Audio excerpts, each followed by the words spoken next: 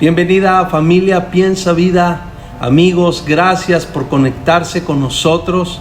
Gracias por tu corazón, por tu tiempo, por tu entusiasmo y por mantenerte en la disposición de invertir estos minutos y compartir juntos delante del Señor.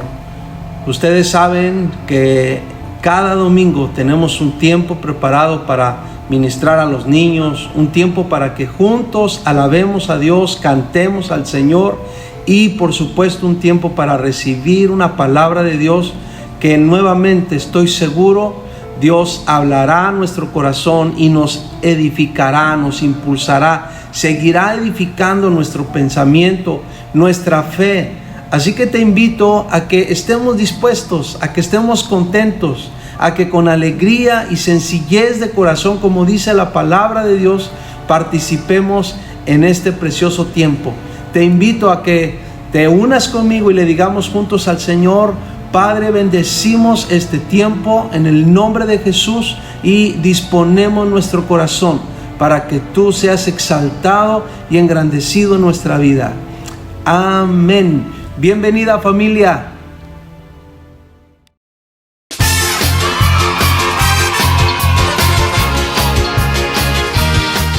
Hola chicos y chicas de Piensa Vida Kids. Hola maestros. Hoy estaba repasando mis avances de cuánto he aprendido de Primera de Corintios, capítulo 13. Y voy así. Si yo hablase de lenguas humanas y angélicas y no tengo amor, vengo a ser como metal que resuena o címbalo que retiñe. Y si tuviese profecía y entendiese todos los misterios y toda ciencia y tuviese toda la fe de tal manera que trasladase los montes y no tengo amor, nada soy. Y si repartiese todos mis bienes para dar de comer a los pobres, y si entregase mi cuerpo para ser quemado y no tengo amor, de nada me sirve. El amor es sufrido, es benigno, el amor no tiene envidia, el amor no es jactancioso, no se envanece, no hace nada indebido, no busca lo suyo, no se irrita, no guarda rencor, no se goza en la injusticia, mas se goza de la verdad. Todo lo sufre, todo lo cree, todo lo espera, todo lo soporta, todo lo sufre. Oiga maestro, ¿por qué dice que todo lo sufre? No entiendo. ¿Me explica?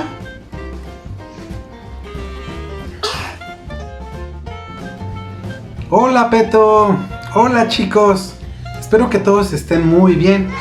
Qué bueno estar con ustedes el día de hoy. Y qué bueno que preguntas eso, Peto, porque precisamente hoy les iba a hablar de qué significa que el amor todo lo sufre. Pero antes de empezar a explicar, ¿qué les parece a todos ustedes si oramos a Dios? ¿Sí? Ok. ¿Por qué no cierran sus ojos, inclinan su cabeza y oran conmigo? Señor Dios, queremos agradecerte el día de hoy porque eres muy bueno para con nosotros. Gracias Dios por la vida de mis papás, de mis hermanos, por la vida de los pastores y por la vida de todos los congregantes de Piensa Vida. Te pedimos que tú nos bendigas, que nos cuides, que nos des salud y que nos prepares el corazón para recibir la palabra del día de hoy. Te amamos, te bendecimos, en el nombre de Cristo Jesús. Amén. Muy bien chicos, pues vamos a empezar. Peto nos estaba mostrando el día de hoy sus avances de cómo se va aprendiendo 1 Corintios capítulo 13. Y va muy bien, y le surgió una duda. Y esta fue, ¿qué significa cuando dice el versículo que el amor todo lo sufre? ¿Alguno de ustedes, chicos, sabe qué significa eso? ¿Aún no? Bueno, si ya lo sabes, hoy lo vamos a reafirmar. Y si aún no lo sabes, hoy lo aprenderemos. Muy bien. Esto es muy sencillo, porque toda nuestra fe se basa en este versículo. ¿Cómo es eso? El versículo dice que el amor todo lo sufre. Y hay una persona en especial que hizo este versículo una realidad. Y es nuestro Señor Jesucristo. ¿Cómo? Todos conocemos esa historia de cuando Jesús murió por nosotros. Y murió por amor. Así es, porque Jesús nos ama, murió por nosotros. A Él no le importó ninguna consecuencia de ese amor. No le importó si iba a sufrir, si iba a llorar, si le iba a doler. A Él lo único que le importaba es que nosotros estuviéramos bien, que estuviéramos a salvo. Y con tal de llegar a ese punto final, pues dio su vida para salvarnos. Esa es una extraordinaria forma de explicar este versículo. ¿Ustedes estarían dispuestos a hacer lo que sea por alguien que aman? Por ejemplo, su papá, su mamá, sus hermanos, algún primo, algún amigo. Es como cuando tenemos un sándwich y nos gusta mucho ese sándwich y no queremos compartir con nadie, pero de repente llega alguien que amamos y tiene hambre. Lo que nos nace a nosotros es compartir ese sándwich por amor, sin importar que nos quedemos con hambre. Ese también es un muy buen ejemplo de por qué el amor es sufrido. Es convertir ese sufrimiento, afrontarlo y convertirlo en algo provechoso. Así como Jesús lo hizo con nosotros. Entonces, Peto, por eso la Biblia dice que el amor todo lo sufre, porque no importa la circunstancia ni la consecuencia. Así como Jesús lo hizo con nosotros.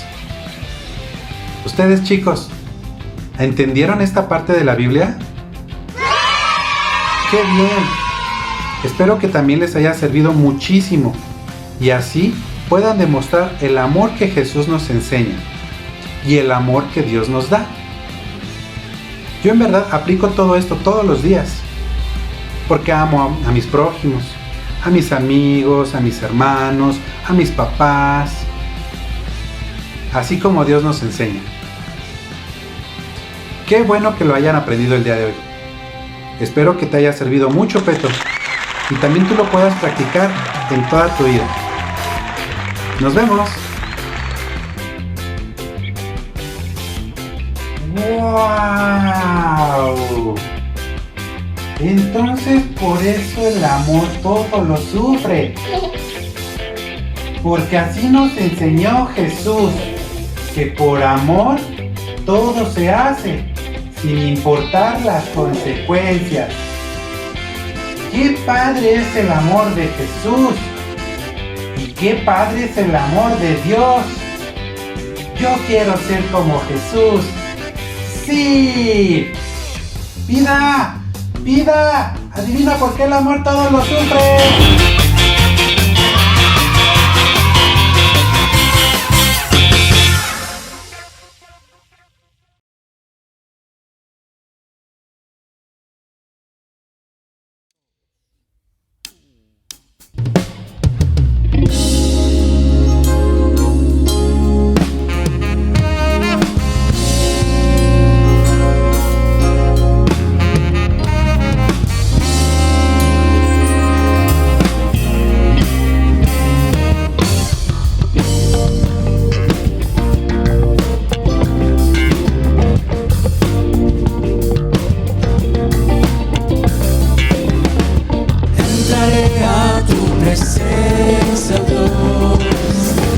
con sacrificio de alabanza.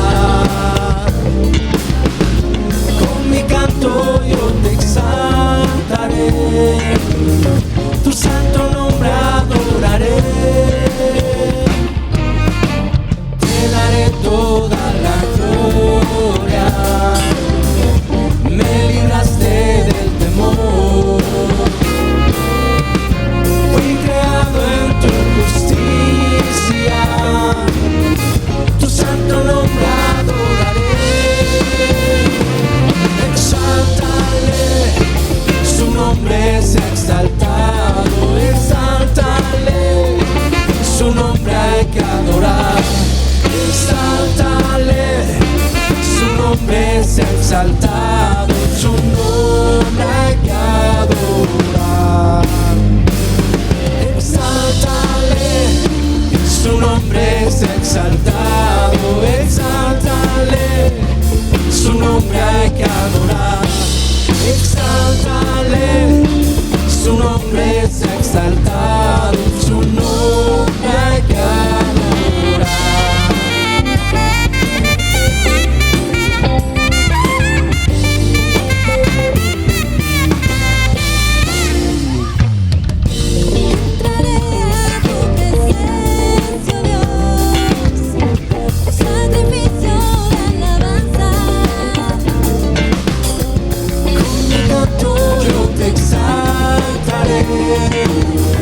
Tu santo nombre adoraré, te daré toda la gloria, me libraste del temor. Fui creado en tu justicia, tu santo nombre adoraré. Exáltale, su nombre es exaltado. Exáltale, su nombre hay que adorar. Exáltale, su nombre es exaltado. Su nombre hay que adorar.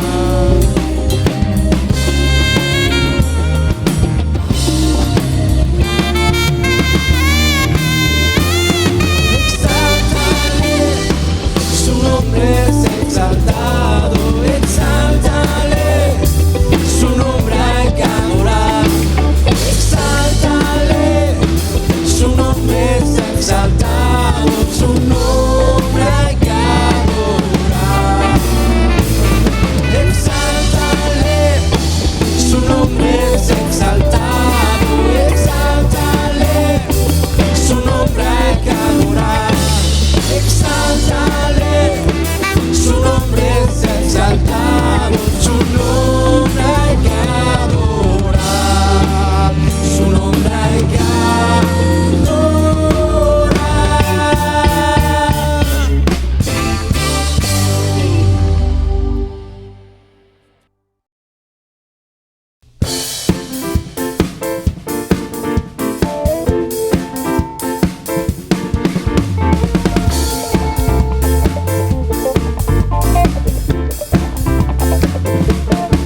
me has dado libertad, salí de mi prisión. Tu gran poder en mí rompió las cadenas de mi gran opresión. Me has dado salvación, cautivo ya no soy. No vivo más condenación, he sido libre por tu gran amor. Tú me has dado libertad en mis cadenas, libertad, no soy esclavo, soy tan libre, puedo casi volar. Libertad, tú me has dado libertad en mis cadenas, libertad, no soy esclavo, soy tan libre, puedo casi volar.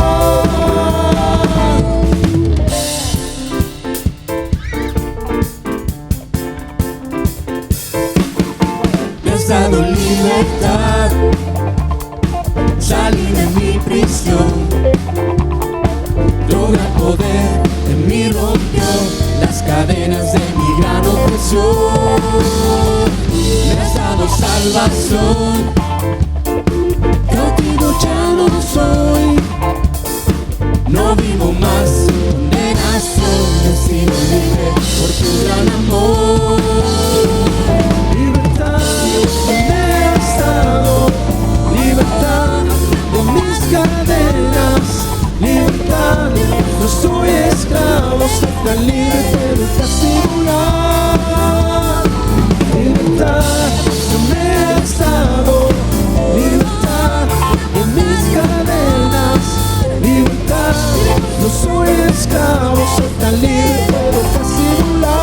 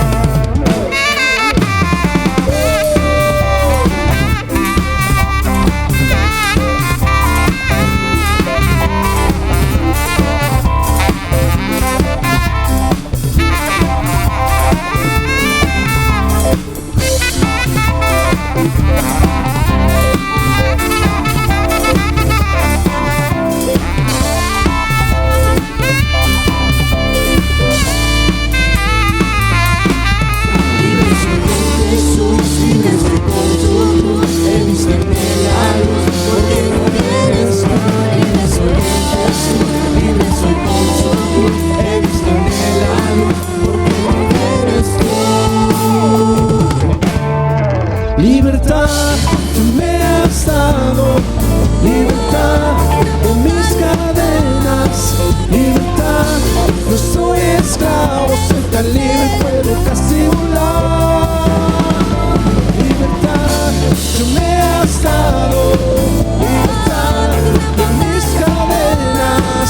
Libertad, no soy esclavo, soy tan libre, puedo casi volar. Libertad.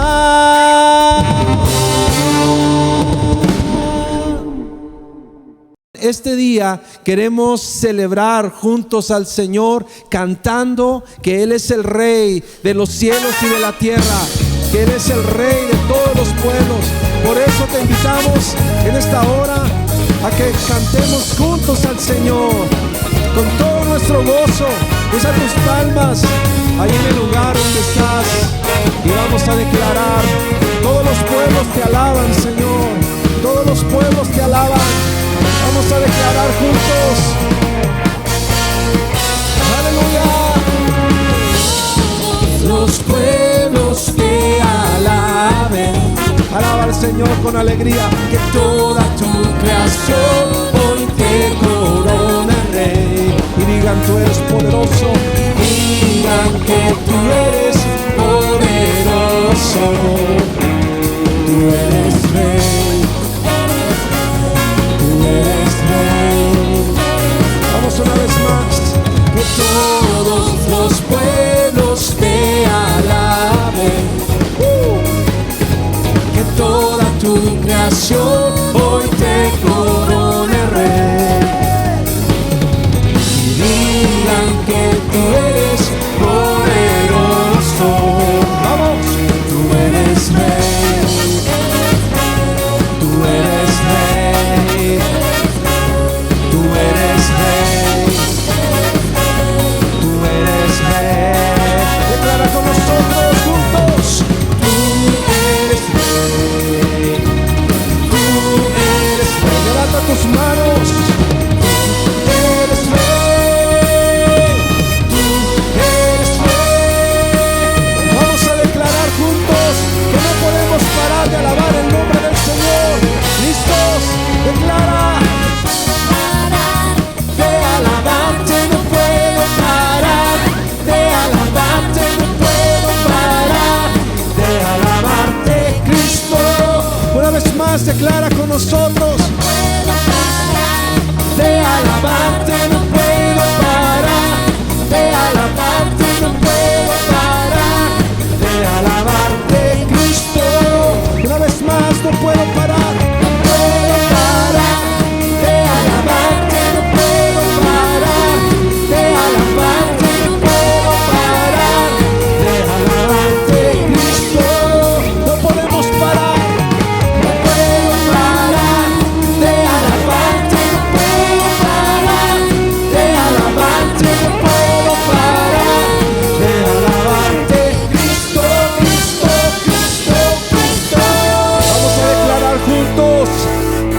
es el Dios de nuestra celebración.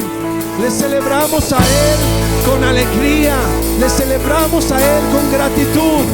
Declara: celebrar a Cristo, celebrar. Vamos a danzar juntos.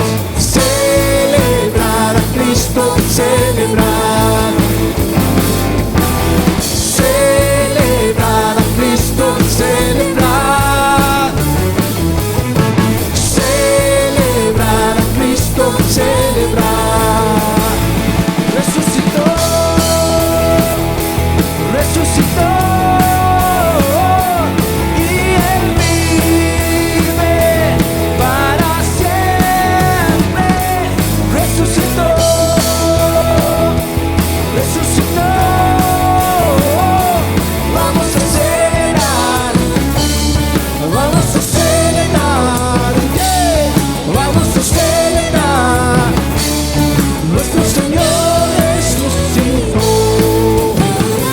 Declarar que Él es grande. Grande es el Señor, creador del universo. Canta y danza, aleluya. El corazón nos llena. Grande es el Señor. Levanta tus manos. Vamos. Hosana al Altísimo. Hosana al Altísimo. Grande es el Señor. Una vez más, vamos. Hosana al Altísimo, Hosana al Altísimo, Hosana al Altísimo, grande es el Señor.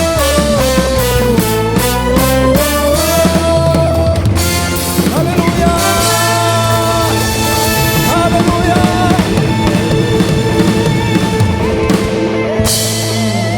aleluya.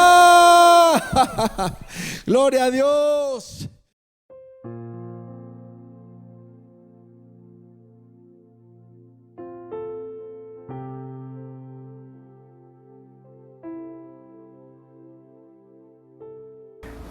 Muy buenos días, muchísimas bendiciones, familia Piensa Vida. Es para mí un gusto volver a estar con ustedes compartiendo la palabra. Y rápidamente vamos a retomar lo que hace unos domingos empezamos. Hace unos domingos estuve compartiendo el tema que se llama Bendecidos en todo. Y nos estuvimos basando en el capítulo número 6 de Segunda de Samuel, donde dice que el arca del pacto estuvo en casa de Obed-Edom y de su familia por 3 meses. Y Dios bendijo a la familia y a la casa de Obed-Edom en todo lo que le pertenecía. Esta historia está en el marco de los intentos que hizo David cuando fue rey, o cuando se hizo rey. Él intentó llevar el arca de la presencia de Dios hasta la casa de David, a Jerusalén, y tuvo un intento fallido. Y cuando el arca no pudo ser llevada, entonces tuvieron que dejarla, pues de mientras, en casa de Obed-Edom. Estuvimos viendo que el arca del pacto representa la presencia de Dios. El arca de Dios, el arca del pacto, arca de la alianza, son los nombres, pero representa la presencia de Dios. La gloria de Dios manifiesta en esa caja. Y estuvimos hablando que esta arca estuvo en muchos lados desde que Moisés la construyó, y desde que Dios dijo que él hablaría y se manifestaría su gloria a través de esa arca, que es de una parte del arca que es el propiciatorio, que es la tapa donde están los ángeles. Y desde ahí Dios le daba instrucciones y hablaba cara a cara con Moisés. Y estuvimos hablando que esa arca que representa la presencia de Dios estuvo ayudando al pueblo en muchas guerras, en muchas batallas, pero también servía para dar consejo y para dar guianza y para dar instrucciones principalmente a los jefes o caudillos que en aquel entonces estuvieron gobernando o dirigiendo al pueblo de Israel. Mas sin embargo, pasó el tiempo y el pueblo, como dice el libro de los Jueces, comenzó a hacer lo que mejor le parecía y empezó a ignorar lo que era la palabra, lo que era la ley, y a su vez comenzó a ignorar el cómo tratar y el cómo relacionarse con Dios, y por ende olvidó a Dios mismo, y entonces el arca comenzó a quedar relegada, al punto que incluso llegó un momento en que los israelitas que salían a la batalla con el arca era su símbolo de la batalla, era su guianza, era su símbolo de poder, su símbolo de protección.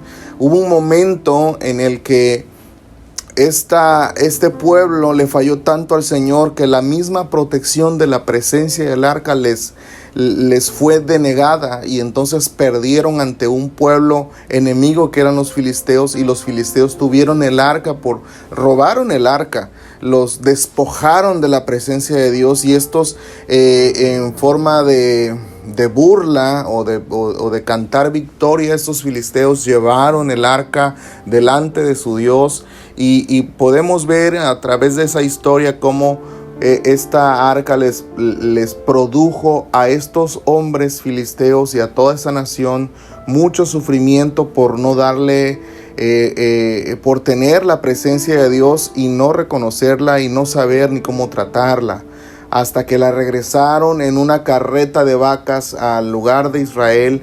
E Israel tuvo lo recibió, pero tampoco supieron cómo recibirla, cómo tratar esta presencia, y entonces hubo gran mortandad por cómo recibieron el arca, y tuvieron que dejarla en casa de Abinadab, y ahí en casa de Abinadab quedó 20 años hasta que llegó David. O sea, es decir, durante esos 20 años transcurrió la historia de Israel que vemos en los libros, transcurrió el reinado de Saúl hasta que llegó David a ser totalmente coronado en toda la nación, y se acordó él del arca o de la presencia de Dios que estaba representada en esa arca y que había estado olvidada por 20 años. Vimos que en aquella ocasión, en este domingo que pasó, vimos cómo el trato que tuvo Obed-Edom marcó la diferencia a comparación de lo de Abinadab. Abinadab tuvo en su casa con su familia el arca de la presencia por 20 años y no fue bendecido. Cuando el arca del pacto incluso salió de casa de Abinadab, que David se acordó y juntó a la mayoría del pueblo que pudo ir y se fueron a jalarlo, dice la palabra en Primera de Crónicas 13 y en Segunda de Samuel 6, que David fue y sacó el arca de casa de Abinadab, pusieron el arca en una carreta nueva, en un carro nuevo, tirada por bueyes, y empezaron a jalarlo. Y que los hijos de Abinadab dirigían la carroza donde iba el arca. Estos hijos eran Uza y Ahío, se llamaban. Y en un momento en el que tropezaban los bueyes para que el arca no se cayera de la carreta, Uza la detuvo. Y en ese momento cayó fulminado por la presencia de Dios. Aquí la pregunta es, ¿qué tan ignorantes llegaron a ser en el trato a la presencia de Dios, que durante 20 años, por ejemplo, Abinadab fue un ejemplo con su familia, Uza, Ahío, sus hijos, no sabían cómo honrar la presencia de Dios, y esta arca o este trato no solo no los bendijo, sino que además permitió que hubiera muerte en los hijos de Abinadab, Imagínense cómo se sentía Abinadab. Eso es algo que a mí me duele mucho, porque la palabra dice que el pueblo de Dios perece por falta de conocimiento. Y habíamos dejado muy en claro el domingo pasado, en el inicio de esta serie, que no solo se necesita corazón y estar emocionado y decir, ay, aleluya, gloria a Dios, se siente bonito, y cantar los himnos y las alabanzas y sentirse bien y llegar y tirar la ofrenda ahí. No, o sea, esto es, se necesita y se requiere un conocimiento de cómo tratar la presencia de Dios. Y nosotros estamos tratando, y tenemos que estar conscientes de esto, mis amados. Tenemos que estar tratando con el Dios, el creador de toda la creación, el Dios vivo, el creador de toda la creación. Nosotros tenemos que tener esa conciencia, mis amados. Obed-edom, en cambio, a diferencia de Abinadab, tuvo esa diferencia. Obed-edom, si lo estudiamos, era hijo de Jedutún. Jedutún, su nombre significa un padre que alaba,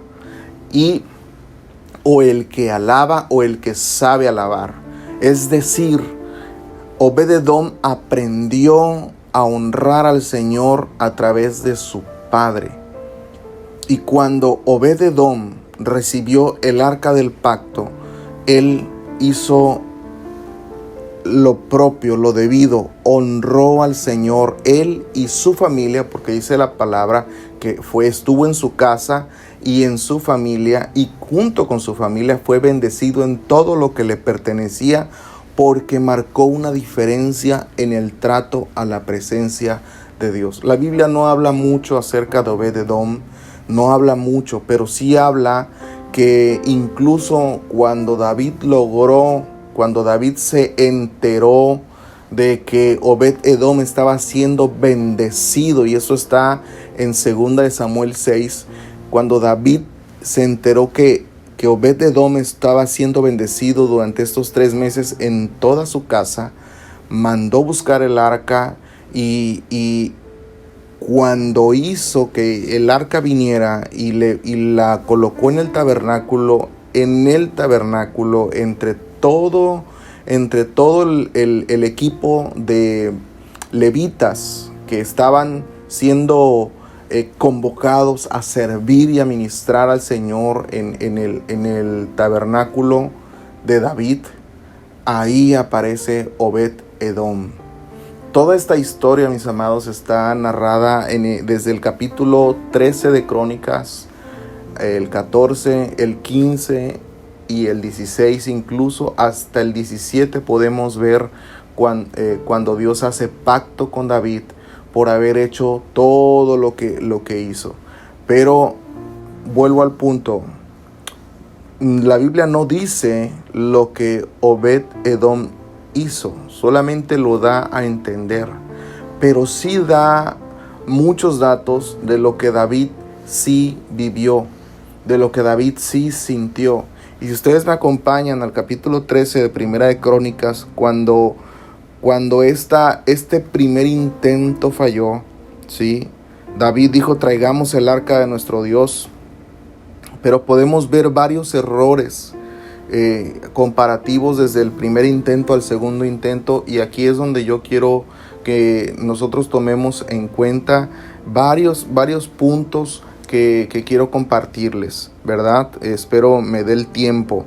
Dice aquí, y lo voy a ir puntualizando, en el primer versículo, desde el primer versículo vemos que David dice, entonces David tomó consejo con los capitanes de millares y de centenas y con los jefes. Primer error. David en ese momento cometió un craso error, y el error es pedir consejo con cualquier otro menos con Dios. ¿Sí? Este fue el primer error en el primer intento.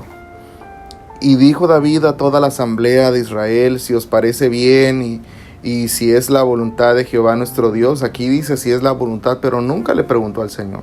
No dice. enviaremos a todas partes por nuestros hermanos que han quedado en todo. Y aquí sigue. Versículo 3, traigamos el arca, etc. Dice más abajo, entonces David reunió a todo Israel, ¿sí? Subió David con todo Israel hasta Kiriat Jearim, que era donde estaba el arca del pacto, en casa de Abinadab. Y dice que llevaron el arca de Dios de la casa de Abinadab en un carro nuevo, versículo 7. En un carro nuevo, segundo error. Y ahorita lo vamos a ver por qué. Y Usa y Ahío guiaban el carro, tercer error. Y David y todo Israel se regocijaban delante de Dios con todas sus fuerzas. Esto es un acierto. Con cánticos, arpas, salterios. Esto es un acierto. La alabanza sí. Pero cuando llegaron a la era de Kidón, Usa extendió su mano al arca para sostenerla porque los bueyes tropezaban. Este también fue otro error. Y aquí la razón es por qué murió Usa y por qué no murieron los filisteos cuando tuvieron el arca. No murieron, pero sí estuvieron bajo juicio. Y no murieron cuando tocaron el arca y la pusieron en la carreta, porque ellos no habían hecho pacto. Ellos no eran pueblo de Dios. Ellos no tenían ningún pacto con el Señor, ¿verdad? Y Dios les tuvo misericordia. Pero esta gente, el pueblo de Dios, no tenía pretexto.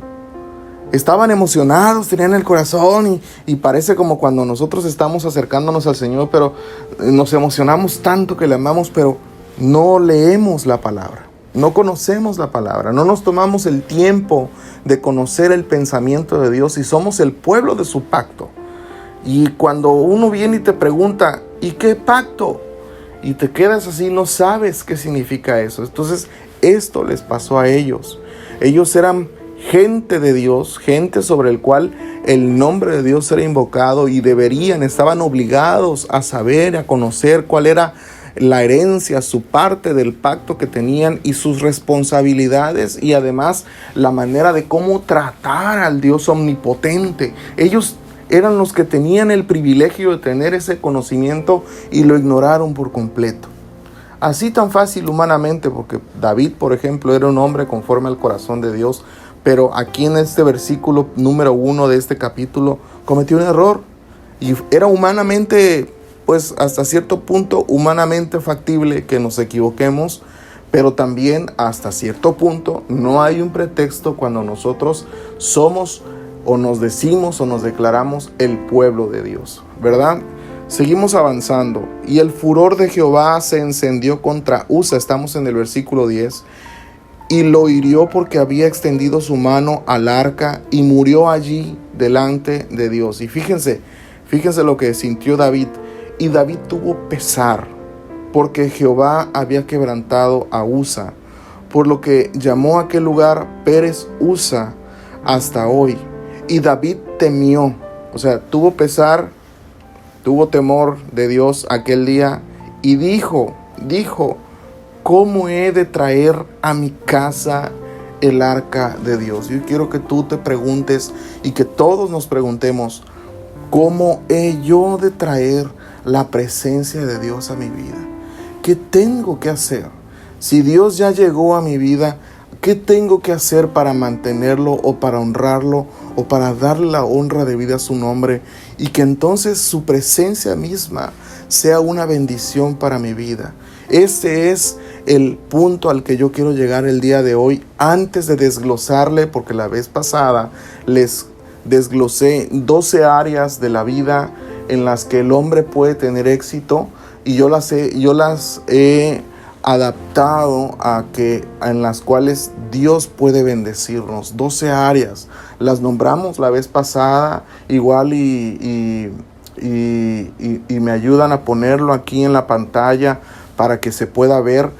Y recordemos que Obed-Edom fue bendecido en todo lo que le pertenecía, y me atrevo yo a decir en todas las áreas de su vida. Entonces dice, y no trajo David el arca a su casa en la ciudad de David, sino que la llevó a casa de Obed-Edom Geteo. Fíjense, y el arca de Dios estuvo con la familia de Obed-Edom en su casa 3 meses. Y bendijo Jehová la casa de Obed-edom y todo lo que tenía.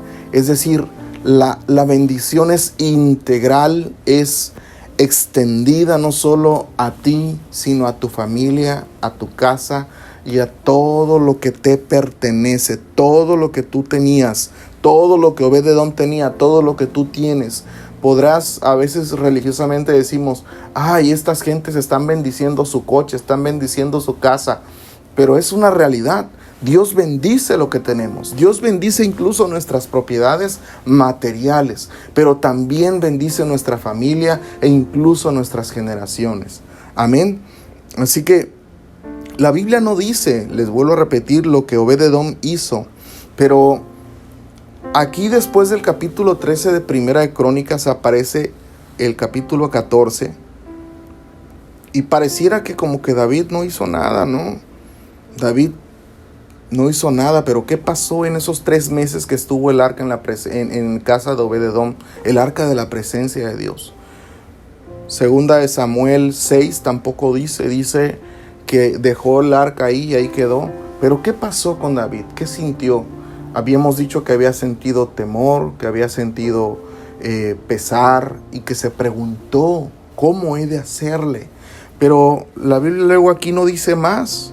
No dice, segunda de Samuel 6 dice que le llegaron a avisar que el arca estaba bendiciendo a Obed-edom geteo y luego dice que fue David a buscarlo con alegría. Pero ¿qué había pasado en esos 3 meses?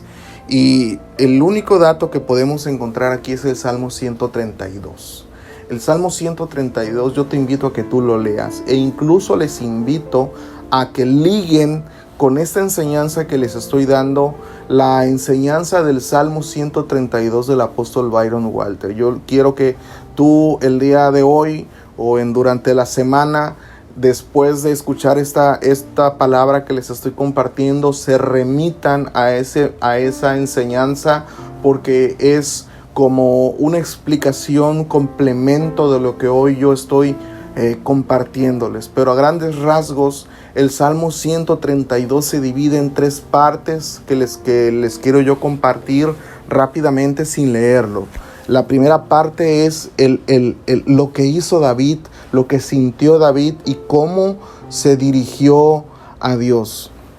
Número 1, dice que se dirigió, ahora sí, ya no buscó consejo, ahora sí dijo, ¿qué pasó? ¿Qué cometí? ¿Qué error cometí? Y dijo, bueno, es que seguramente de haber ido a preguntar con los capitanes y con los ancianos con los que había platicado antes y ninguno supo, y dijo, no le quedó de otra más que voltear a ver al cielo y dijo, es a ti, Señor, a quien tengo que buscar, es a ti a quien tengo que preguntar, el consejo viene de ti. Y se acerca y empieza a clamar el Salmo 132 y dice, oh Señor, acuérdate de David y de todas las aflicciones que tengo. ¿Qué aflicciones, amado? Me aflige no tener tu presencia en mi casa. Me aflige que tú no me bendigas. Me aflige que tu presencia, que es pura bendición para mí, no venga a mi hogar. Me aflige. Y dice el Salmo 132, que prometió no entrar a su palacio, no entrar a su cama a dormir, a acostarse a su lecho, no permitir que sus párpados se cerraran por 3 meses, hermano, por 3 meses.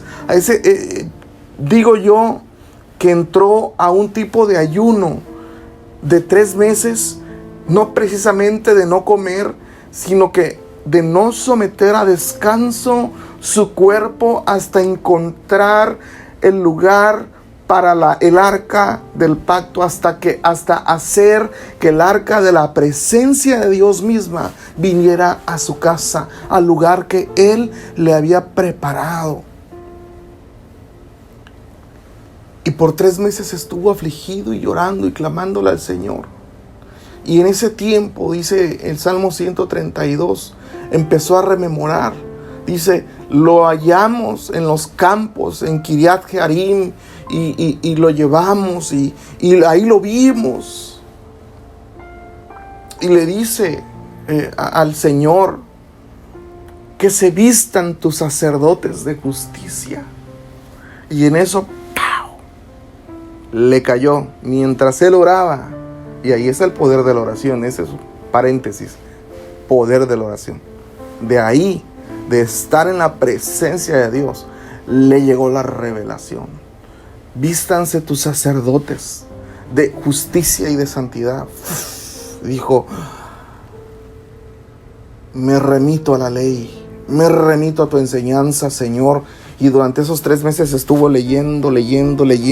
Se fue a Números, se fue a Levítico, vio cómo debía de tratarse el arca, cómo debía de mover, de santificarse los sacerdotes, qué tipo de sacerdotes había, el sumo sacerdote, la familia sumo sacerdotal, los coatitas, los meraritas, los gersonitas. Unos tenían el privilegio de llevar el arca, otros tenían el privilegio de llevar los utensilios del tabernáculo, otros tenían el privilegio de llevar el tabernáculo mismo, y había cantores y había expertos en los instrumentos. Y de repente todo eso se le revela a David durante el tiempo de oración, y se remite a la ley y empieza a tomar nota, y Dios mira su corazón. Y ahí mismo en el Salmo 132, después de revelársele esa parte, Dios le responde y toma un giro el Salmo y dice: en verdad juró Jehová a David su siervo. Ya no estaba hablando David,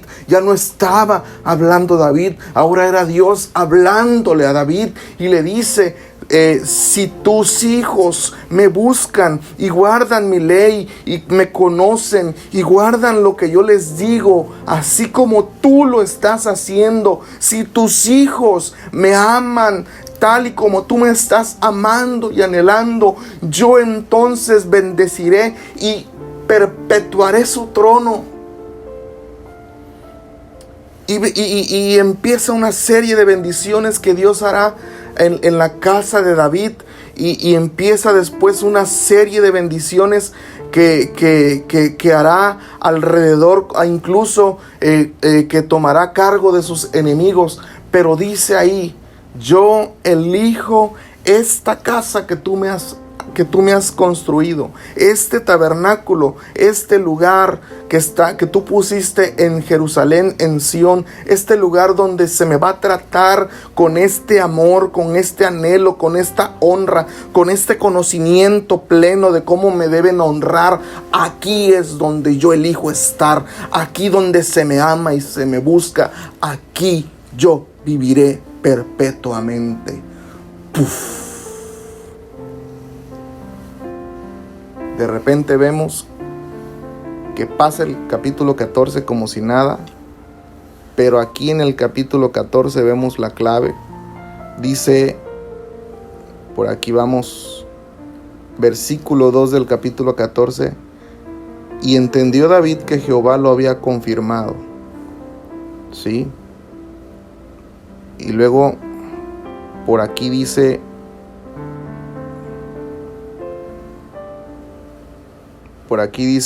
versículo 10: entonces David consultó a Dios. Entonces David ya no buscó consejo como en el capítulo anterior con los capitanes, sino que consultó a Dios.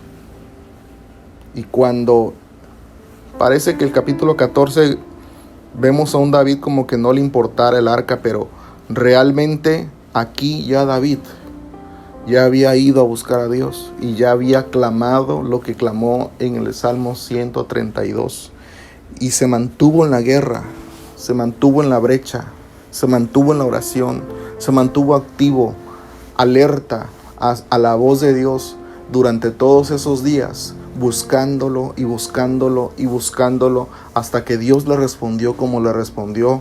Y ¡fum! Entonces aparece un David en el capítulo 15, completamente diferente al David del capítulo 13. Dice: hizo David también casas para sí en la ciudad de David, y arregló un lugar para el arca de Dios, y le levantó una tienda. Entonces, ojo aquí, dijo David: el arca de Dios no debe ser llevada sino por los levitas. Aquí ya hay conocimiento. Aquí ya hay conocimiento. Y en el segundo intento empieza a haber una serie de aciertos. Y si tú lees todo el capítulo 15, cada cosa que David hizo, cada paso que David hizo, fue una serie de aciertos. Dice, el arca de Dios no debe ser llevada sino por los levitas, acierto, porque a ellos ha elegido Jehová para que lleven el arca de Jehová y les sirvan perpetuamente, acierto. Y congregó David a todo Israel, no a los que pudo, a todo Israel, acierto. Todo el pueblo tiene que ministrar al Dios vivo, toda la casa, toda la familia tiene que ministrar al Dios vivo, para que pasasen el arca de Jehová a su lugar al cual él le había preparado. Reunió también David a los hijos de Aarón, acierto, a la familia sumo sacerdotal, y a los levitas. De los hijos de Coat, Uriel el principal y su hermano, 120. De los hijos de Merari, etcétera. De los hijos de Gersón, versículo 7, acierto. De los hijos de Elisafán, Semaías el principal y sus hermanos. De los hijos de Hebrón, Eliel el principal, acierto. Levita tras levita, familia principal por familia principal. De los hijos de Uziel, Aminadab el principal y sus hermanos, 112. Y llamó David a los sacerdotes Sadoc y Abiatar, que eran los sumos sacerdotes, y a los levitas Uriel, Asaías, Joel, Semaías, Eliel y Aminadab, y les dijo, fíjense, otro acierto: vosotros que sois los principales padres de las familias de los levitas, santificaos, santifíquense vosotros y vuestros hermanos, y pasad el arca de Jehová Dios de Israel al lugar que le he preparado. Pues por no haberlo hecho así vosotros la primera vez, Jehová nuestro Dios nos quebrantó por cuanto no le buscamos según su ordenanza. Ya sabía, él ya era un David diferente al que estaba en el capítulo 13 y estaba produciendo bendición no solo para él, sino para todas las familias de Israel, es decir, para todo el pueblo. Siendo el rey, era como el padre de Israel, y entonces al ser el padre de Israel, con conocimiento, estaba trayendo el conocimiento y traía la bendición y la vida a cada familia. Así los sacerdotes y los levitas se santificaron, otra vez santidad, para traer el arca de Jehová Dios de Israel. Y los hijos de los levitas trajeron el arca de Dios puesta sobre sus hombros, acierto, en las barras, como lo había mandado Moisés, conforme a la palabra de Jehová. Ahora era conforme a la palabra de Jehová. Asimismo dijo David a los principales de los levitas que designasen de sus hermanos a cantores con instrumentos. Hubo alabanza con cantores designados. Es decir, no iban todos, los que no cantaban y los que no, porque las cosas se tienen que hacer con excelencia. Amén, hermanos. Y dice, con instrumentos de música, con salterios y arpas y címbalos que resonasen y alzasen la voz con alegría. Y los levitas designaron, estoy realzando ciertas palabras porque quiero que tomen notas. Y los levitas designaron a Emán, hijo de Joel, y de sus hermanos a Asaf, no sé si les suenan esos nombres, hijos de Berequías, y de los hijos de Merari, y de sus hermanos a Etán, hijo de Cusaías. Estos Emán, Asaf y Etán fueron los principales cantores que permanecieron en el tabernáculo de David, y fueron los que cantaban los salmos y muchos escribieron los salmos. Y si ustedes se fijan en los salmos, dice salmo de Asaf, ¿sí? Entonces dice, y con ellos a sus hermanos del segundo orden, a Zacarías, Jaasiel, Semiramot, Jehiel, Uni, Eliab, Benaía, Maasías, Matatías, Elifeleu, Mignías, y ojo, por eso estoy leyendo nombres.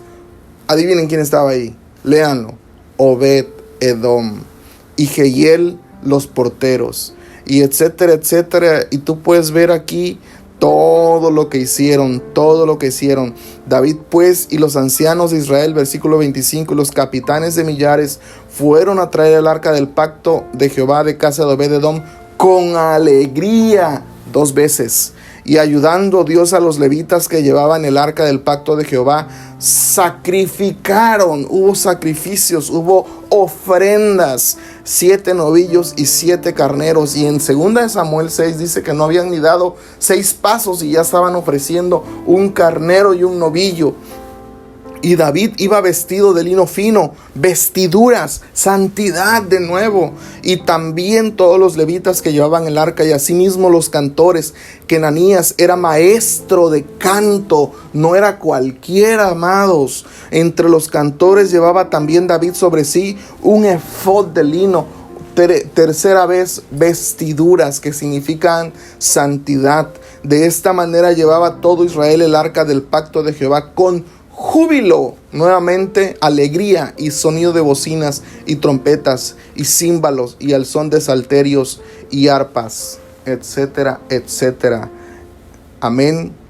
Luego dice, así trajeron el arca, capítulo 16, y la pusieron en medio de la tienda que David había levantado para ella, y ofrecieron holocaustos de nuevo, sacrificios de paz delante de Dios. Y cuando David acabó de ofrecer el holocausto y los sacrificios de paz, bendijo al pueblo en el nombre de Jehová y repartió a todo Israel, repartió de las ofrendas a todo Israel, y puso delante del arca de Jehová ministros de los levitas, para que recordasen y confesasen con la boca que Él es el Señor, y lo hacen a Jehová Dios de Israel.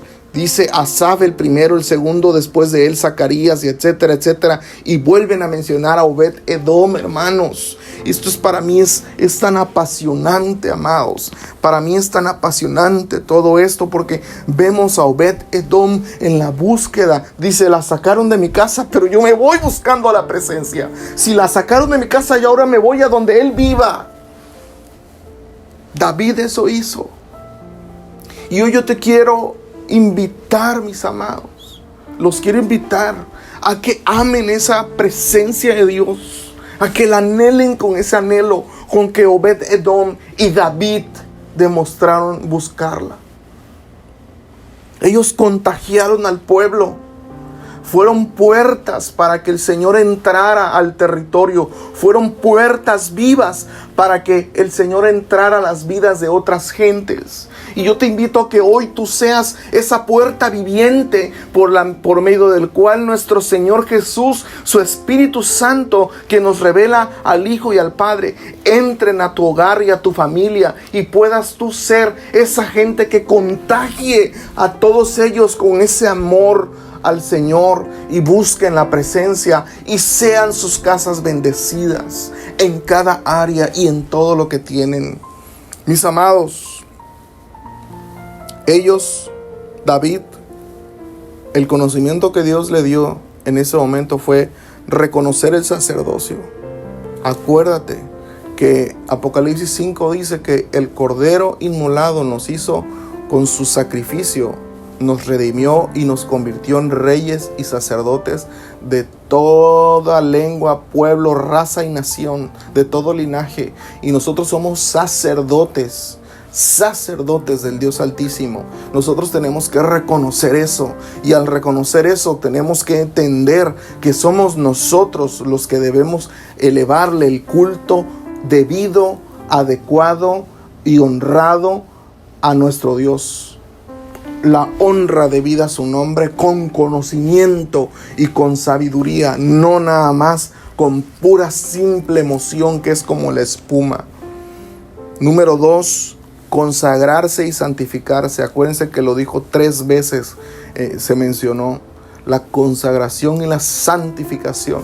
Que tus vestiduras estén limpias, que estés libre de mancha. Y para eso el Señor Jesucristo nos dio el perdón de nuestros pecados por medio de la sangre derramada en la cruz. Él nos limpia de todo pecado. El Espíritu Santo, su espíritu de santidad, nos purifica y nos santifica.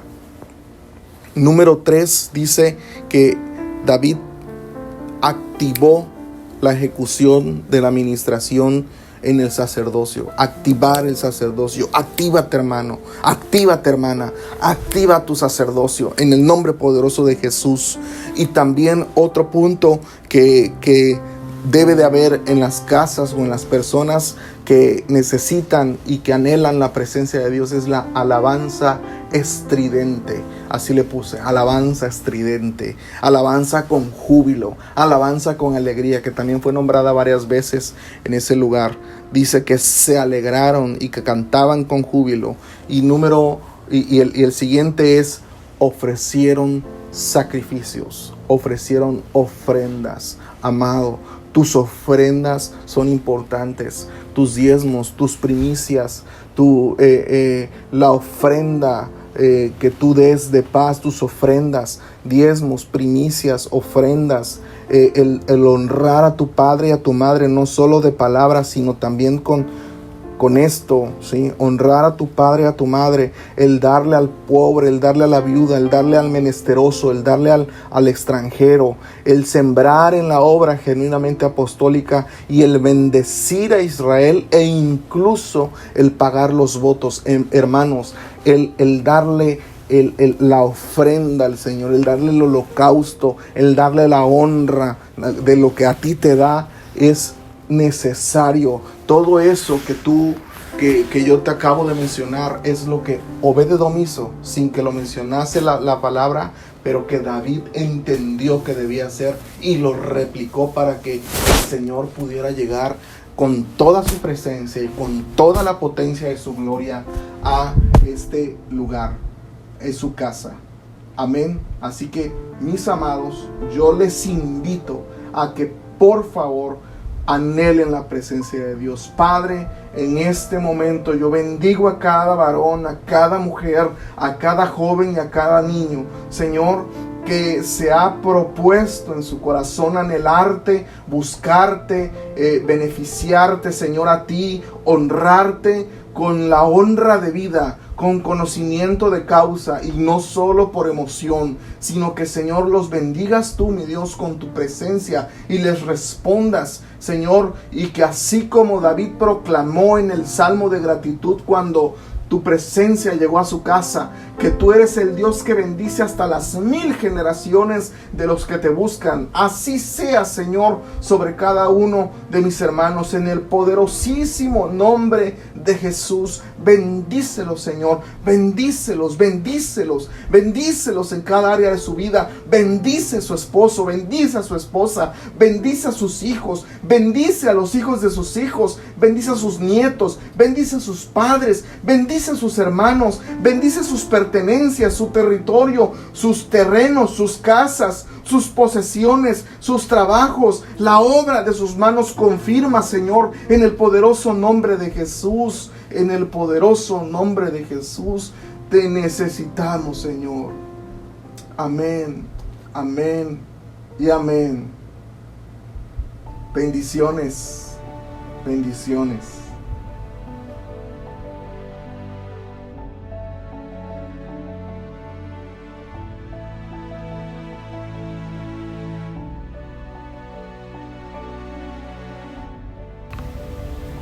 La palabra de Dios es un regalo y la administración de Dios a nuestra vida es continua.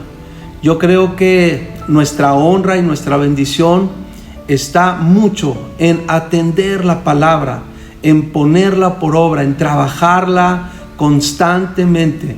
Y bendecimos a Dios por la vida de nuestros hermanos que se toman el tiempo para compartirnos una palabra de Dios. En esta ocasión, Dios nos ha bendecido nuevamente a través de la vida de nuestro hermano David, a quien le agradecemos mucho su corazón y le agradecemos mucho esa sensibilidad para escuchar al Señor y compartirnos una palabra de lo alto. Muchas gracias y gracias a todos. Te sigo animando y te sigo animando a que no dejemos de mantenernos en oración. No dejemos de mantener nuestro corazón con la actitud de buscar al Señor, buscar al Señor, buscar al Señor, y podamos seguir creciendo como lo que somos, la iglesia de Cristo. Gracias por el tiempo que te has tomado para participar en esta reunión. Recuerda que estamos transmitiendo lunes y miércoles. Recuerda los enlaces de oración que tenemos. Recuerda que tenemos un tiempo de enseñanza los miércoles y los jueves a través de Zoom.